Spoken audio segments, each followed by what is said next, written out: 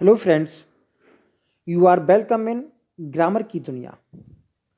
Special आपके लिए शुरू किया है एमपी टीचर्स रिक्रूटमेंट 2022 का जो नोटिफिकेशन आया है उसके लिए टीचर्स ग्रेड फर्स्ट, जिसे शायद टीजीटी इंग्लिश कहते हैं, तो उसके लिए जो सिलेबस है उसको हम तैयार कर रहे हैं। आपको कोई भी क्वेरी है तो 9411881488 पर कॉल कर सकते हैं। किसी भी समय आपको बात करने की छूट है। हम जो पढ़ रहे हैं वो पोइट्री सेक्शन में आता है elegy and it's all types.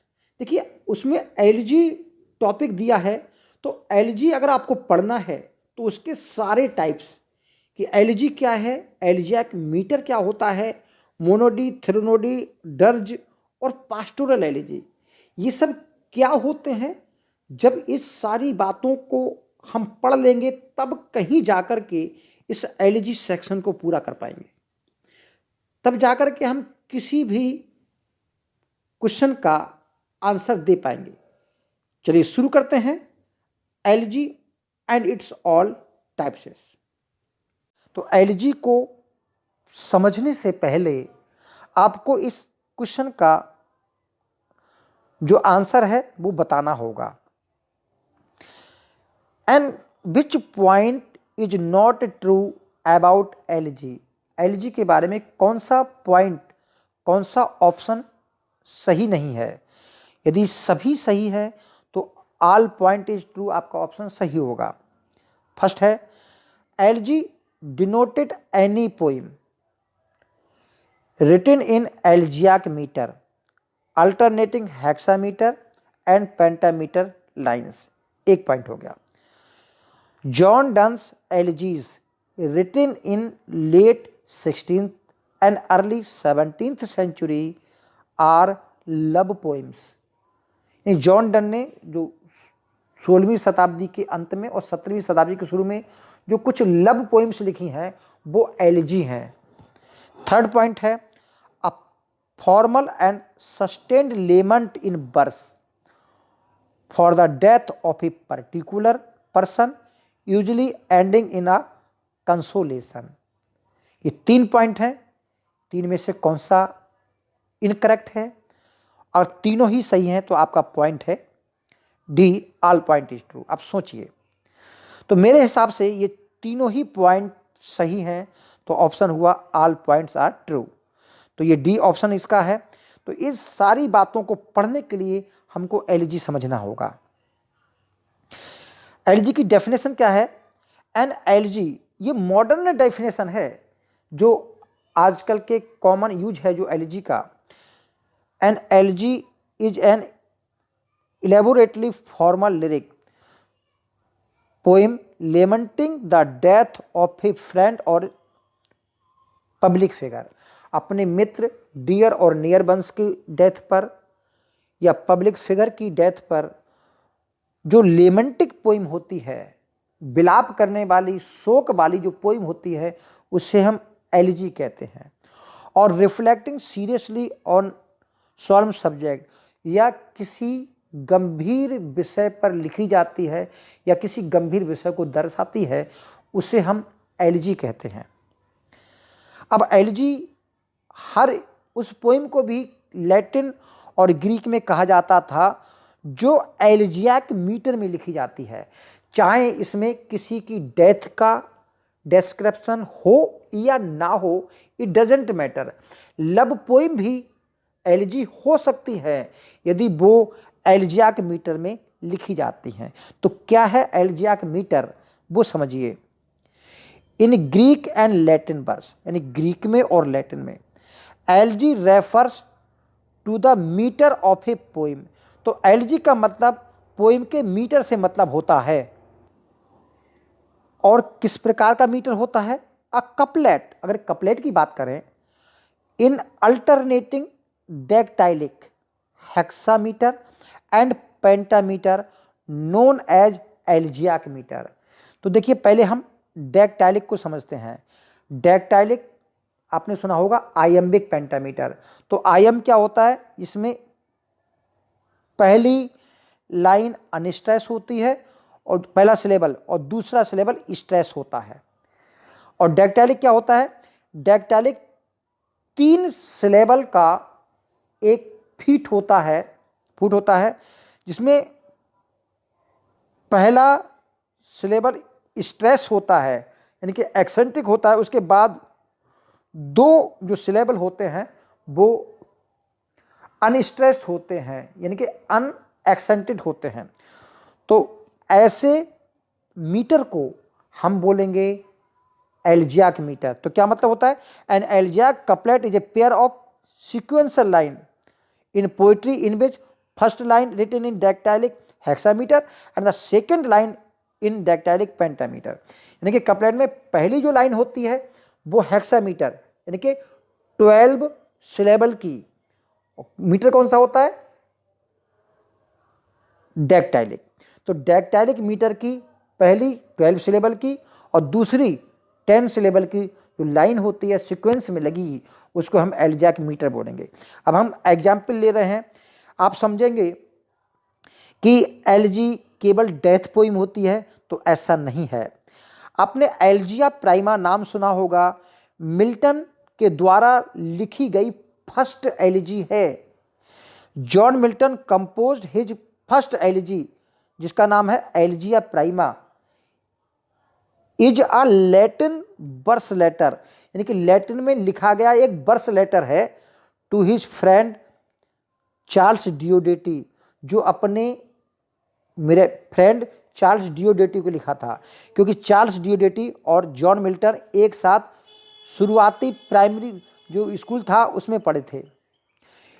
In it Milton claims to be enjoying his unexpected holiday by reading girls dancing and attending the theatre. तो हुआ क्या था, 1629 की बात है। उस समय 1629 नहीं, 1626 की बात है। तो 1626 में जॉन मिल्टन को क्राइस्ट कॉलेज से निकाल दिया था, उनको रस्टिकेट किया गया था, क्योंकि अपने ट्यूटर से जॉन मिल्टन झगड़ गए थे। तो उस दौरान अपने मित्र को एक पत्र लिखते हैं, लैटिन एलिजी कहते हैं, एलिजिया फर्स्ट। तो इसमें दावा करते हैं, अपने मित्र को बताते हैं कि ये अनएक्सपेक्टेड हॉलीडे है, तो इसको मैंने पढ़ने में, गर्ल वाचिंग में या थिएटर को देखने में बिताया। तो समझ गए, ये एलिजी जो है किसी की डेथ पर लिखी हुई नहीं है, बल्कि ये एक बर्थ लेटर है। और एग्जाम्पल लें तो द वेंडरर, सीफेरर और दूसरी जो ओल्ड इंग्लिश की पोइम है वो एलिजी की कैटेगरी में रखी जाती हैं, क्योंकि इनमें जो सब्जेक्ट है वो फ्रेगलिटी ऑफ ऑल वर्ल्डली थिंग, कि इस दुनिया की समस्त चीज़ें क्षण भंगुर होती हैं, इस दुनिया की चीज़ें सब मिटने वाली हैं। तो इस थीम पर लिखी गई ये जो पोइम्स हैं ये एलिजी कहलाती हैं। दूसरे जॉन डन की जो पोइम है, एलिजीज हैं, वो लव पोइम्स हैं, और उन लव पोइम्स में म्यूटेबिलिटी एंड लॉस, इसमें हानि और जो है विनाश दिखाया गया है। म्यूटेबिलिटी के मतलब अस्थिरता, तो इसमें अस्थिरता और हानि के बारे में दर्शाया गया है कि प्यार में अस्थिरता होती है, प्यार में हानि होती है। तो इस चीज़ को लव पोइम में ये चीज़ दिखाई गई है, और ये एलिजीज हैं। अब हम बात करते हैं कि एलिजीज तो पहले आई थी, भाई ग्रीक ले लें, चाहे लैटिन में ले लें, और चाहे 17वीं सेंचुरी की जो डन की पोइम ले लें, वो सब लव पोइम्स या उनमें बहुत ज़्यादा शोक के बारे में नहीं बताया गया था। लेकिन जो मॉडर्न डेफिनेशन है एलिजी की, जो किसी की डेथ पर लिखी जाती हैं, वो कब आया, 17वीं सेंचुरी में। इंपॉर्टेंट पॉइंट है कि जो मॉडर्न डेफिनेशन आई एलिजी की वो आपकी 17वीं सेंचुरी में आई। तो क्या है, इन 17वीं century the term elegy begin to limited its most common present use.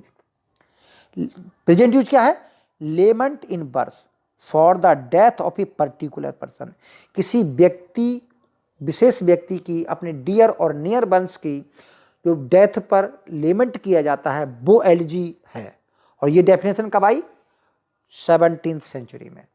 अब एग्जाम्पल देखते हैं भाई, मिल्टन की लेसिडास जो एडवर्ड किंग की डेथ पर लिखी गई, अल्फ्रेड लॉर्ड टेनिसन की इन मेमोरियम जो कि उनके फ्रेंड आर्थर हालम पर डेथ पर लिखी गई, W.H. ऑर्डन की इन मेमोरी ऑफ W.B. ईस्ट, थॉमस ग्रे की elegy written in country churchyard जो कि कॉमन लोगों की मौत पर लिखी गई। ये सब एलजी जो है पर्टिकुलर व्यक्ति की डेथ पर लेमेंट है। एलजी की दूसरी कैटेगरी आती है, वो है आपकी डर्ज। और डर्ज का मतलब समझ लीजिए, ये एक विलाप गीत है जो किसी की अर्थी पर, किसी की जो डेथ बॉडी पर जो रोया जाता है, लेमेंट किया जाता है, वो डर्ज है। तो डर्ज में 2-3 बातें बताई जाती हैं। एक तो ये ब्रीफ हिम्न और सॉन्ग है लेमेंटिंग एंड ग्रीफ, यानी कि विलाप का और दुख का। It was typically compose to be perform at funeral, तो ये दाह संस्कार के समय गाए जाने के लिए स्पेशल बनाया जाता है। तो डर्ज समझ गए? डर्ज एक तो छोटी पोइम है जो दाह संस्कार पर गाई जाती है, ये इसका मेन पॉइंट है। दूसरी बात करें, in lyric poetry the dirge tends to be shorter and less formal than elegy. पहले तो एलिजी से अगर इसकी कंपेयर करें तो ये एलिजी से छोटी होती है, शॉर्टर होती है एंड लेस फॉर्मल होती है, यानी कि अनौपचारिक होती है, औपचारिक नहीं होती। एलिजी किसी की डेथ पर औपचारिक रूप से लिखी जाती है। शेक्सपियर की और dirge is usually represented as text to be sung, और डर्ज का एक मेन है कि ये गाने, विशेष रूप से गाने के लिए लिखी जाती है। शेक्सपियर की फुल फैदम 5 दाई फादर लाइज जो टेम्पेस्ट में एक गीत आया है, वो एलिजी है। थ्रेनोडी भी एक डर्ज की तरह ही शोक गीत होता है, ये भी शॉर्ट होता है। अ थ्रेनोडी इज ए बेलिंग सॉन्ग, ये एक विलाप गीत है। और poem mourning composed as a memorial to a dead person, तो ये मृत व्यक्ति की याद में गाया जाता है। और जबकि डर्ज कब गाया जाता है? उसके फनरल सॉन्ग है। दोनों में अंतर समझिए, डर्ज जो है फनरल सॉन्ग है और ये किसी की याद में गाया जाता है। The term originate from Greek, और ये ग्रीक टर्म है। अगली बात करते हैं, threnody is now use mainly as an equivalent for dirge, तो डर्ज की तरह ही इसको प्रयोग किया जाता है। एंड मोनोडी, मोनोडी का मतलब होता है एकल गीत, for an elegy or dirge which presented as the utterance of a single person. तो चाहे डर्ज की बात करें, थ्रेनोडी की बात करें या मोनोडी की बात करें, तो ये सिंगल पर्सन के द्वारा गाई जाते हैं। अब मोनोडी तो जानते हो, मोनो का मतलब एकल होता है, तो मोनोडी एकल सॉन्ग, एकल दुख भरा गीत होता है। N elegy or dirge perform by one person. तो जॉन मिल्टन की जो लेसिडास है, इसका सब टाइटल मोनोडी कहा गया है, क्योंकि इसमें जो है एक ही व्यक्ति के द्वारा, जो ऑर्थर बीवेल्स अ लर्न फ्रेंड, तो इसमें कभी जो भी शेफर्ड बना है तो वो एकल व्यक्ति है, अकेला व्यक्ति पूरी लेसिडास को गाता है। और मैथ्यू ऑर्नोल्ड खुद अपनी थेरेसिस को मोनेडी कहते हैं, जो कि उनकी फ्रेंड आर्थर हेनरी क्लॉक की डेथ पर लिखी जाती है। अब हम बात करते हैं पास्टोरल एलिजी की। पास्टोरल का मतलब ये जो ग्रामीण क्षेत्र का है, पास्टर का मतलब चरागाह होता है। तो पास्टोरल एलिजी कौन कौन सी हैं और क्या इसकी करैक्टरिस्टिक्स हैं, ये आती हैं और एग्जाम में पूछी जाती हैं, और इस बार तो और भी ज़्यादा संभावना है पूछी जाएंगी। तो एक एक लाइन पढ़ते हैं। An important sub type of the elegy is pastoral elegy which represents both the poet and the one he mourn, यानी कि दोनों, कवि और जिसको वो मॉर्न करता है, याद करता है, दोनों। Who usually as a poet as shepherd, दोनों ही शेफर्ड्स होते हैं, यानी कि चरवाहे होते हैं। तो जो एलिजी चरवाहे की फॉर्म पर लिखी जाती है, जिसमें करेक्टर्स चरवाहे होते हैं, उन्हें हम पास्टोरल एलिजी बोलते हैं। क्योंकि लैटिन शब्द जो पास्टर है, जो आपका पास्टोरल है, उसका अर्थ है पास्टर यानी कि चरागाह। शेफर्ड इज अ पास्टर, उसमें शेफर्ड को पास्टर कहा गया है। The poetic form was originated by Sicilian Greek poet Theocritus. तो दो सिसिलियन ग्रीक पोइट रहे हैं, तो ये ग्रीक पोइट रहे हैं थियोक्राइटस हेलेनिक टाइम पे। एक प्राचीन समय आता है, दूसरा हेलेनिक ग्रीक आता है, उस समय के राइटर हैं थियोक्राइटस। तो थियोक्राइटस ने पास्टोरल एलिजी लिखी थी, पास्टोरल फॉर्म पोइम्स लिखी थी। Was continued by Roman Virgil, जिसको रोमन राइटर वर्जिल ने जारी रखा। And was developed in various European countries during the Renaissance. और बाद में जो रेनेसां पीरियड यूरोप में आता है, तो उसमें इसको डेवलप किया गया। And remain current in English poetry throughout the 19th century. और आज भी 19वीं शताब्दी तक ये जारी है। अब हम पढ़ते हैं जो आपकी फेमस पास्टोरल एलिजीज हैं। ध्यान रखेंगे, इनमें नाम आता है स्पेंसर, एरिस्टोपल। अब ये एरिस्टोपल तो पूछा गया कि किसकी एलिजी है, अब ये पूछा जाएगा ये किसकी डेथ पर है। तो on the death of sir Philip Sidney, Sidney की मौत पर लिखी गई है। मिल्टन की मौत पर लिखी गई है लिसिडस। शैली ने लिखी है, सॉरी मिल्टन ने लिखी है लेसिडस। और किसकी मौत पर है? एडवर्ड किंग की। और शैली की एडोनिस, कीट्स की मौत पर है। और अर्नोल्ड की थेरेसिस, आर्थर हेनरी क्लॉक की। और भी ध्यान रखेंगे जो इन मेमोरियम है टेनिसन के द्वारा लिखी गई, वो आर्थर हालम की डेथ पर है, ये ध्यान रखेंगे आप।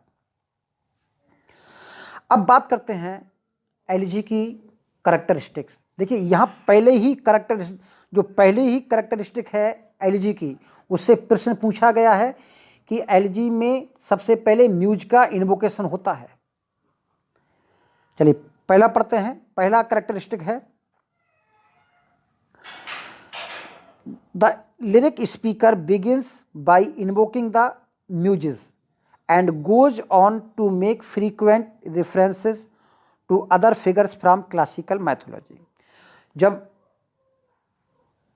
पास्टोरल एलिजी शुरू होती है या एलिजी ही शुरू होती है, तो सबसे पहले आह्वान किया जाता है, इन्वोकिंग किया जाता है म्यूजिस का।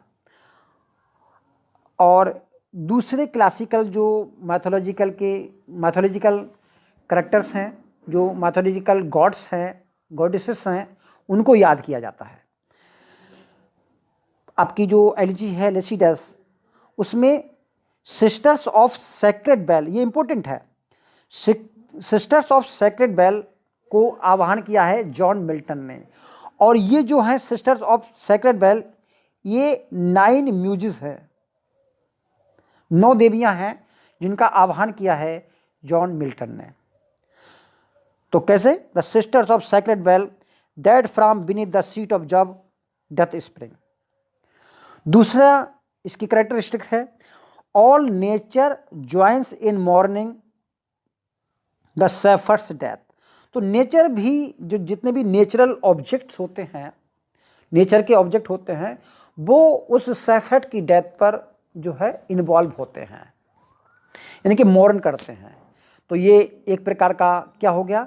Pathetic fallacy. पैथेटिक फैलेसी सुना होगा आपने।